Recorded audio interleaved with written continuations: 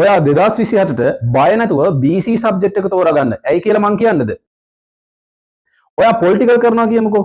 Political වල සම්බන්ධ දේශපාලන බෞද්ධ කතාවක් BC වල එනවා. එතකොට ඒ දෙක ගලපන ප්‍රශ්නයක් අනිවාර්යෙන් ඔයාගේ පේපරේට එනවා. ඊගාවට ඔයා හිස්ටරි කරනවා කියමුකෝ.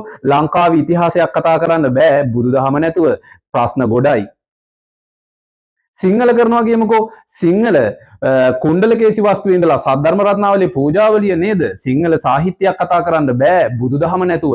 ඒ නිසා සිංහල ඔයාලට BC මාර වටිනවා. කොරියන් කරනවා, ජැපනීස් කරනවා, චයිනීස් කරනවා කියමුකෝ. අපේ සංස්කෘතිය සම්බන්ධ වෙනම පාඩමක් තියෙනවා. පේපරේට අනිවාර්ය ප්‍රශ්නයක් මේ සංස්කෘතිය වලින් එනවා. ඒ ලැන්ග්වේජස් කරන අයටත් ඔයාලටත් මේක මාර වටිනවා.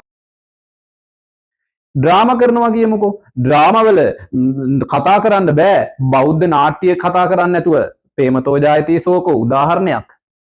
මේ විදිහට හැම සබ්ජෙක්ට් එකකටම සපෝට් කරන හොඳම සබ්ජෙක්ට් එකක් තමයි BC සබ්ජෙක්ට් එක. ඒක හරියට උගන්වන්න ඕනේ. ඒකට තමයි මම ඉන්නේ. මගේ ළමයිට මම උගන්වලා තියෙන්නේ පොලිටිකල් කරන කෙනාට ඒ ප්‍රශ්න දෙකම බැලන්ස් කරන විදිහට ඉගෙන ගන්න. සිංහල කරන කෙනාට මේකේ ඒකේ තියෙන ඒවා ඔක්කොම ගලපලා ලස්සනට උත්තරයක් හදාගන්න පුළුවන් විදිහට. හිස්ටරි කරන කෙනාට ඒ ප්‍රශ්නය, කොරියන් වගේ ලැන්ග්වේජස් කරන කෙනාට ඒ ප්‍රශ්න ටික ගලපලා දීලා තියෙනවා. එතකොට ඔයාට කොරියන් වලින් උඩට යන්න ඕන නම් ලස්සනට BC සබ්ජෙක්ට් එක සපෝට් එකක් වෙනවා. හිස්ටරි වලින් උඩට යන්න ඕන නම් ලස්සනට BC සබ්ජෙක්ට් සපෝට් එකක් වෙනවා. සිංහල වලින් යන්න ඕන නම් BC සබ්ජෙක්ට් එක සපෝට් එකක් දෙනවා. මොකද එකම ප්‍රශ්න ලියන එක හරිම පහසුයි. ඒ තුනක් ගන්න. ඒ විතරක් නෙවෙයි. BC වලිනුත් ඔයා ආස විදිහට උඩට යන්න පුළුවන් හොඳම මාර්ගය කියලා දෙන එකම පන්තිය තමයි යන්න ඕනේ BC පන්තියට බය නැතුව එන්න.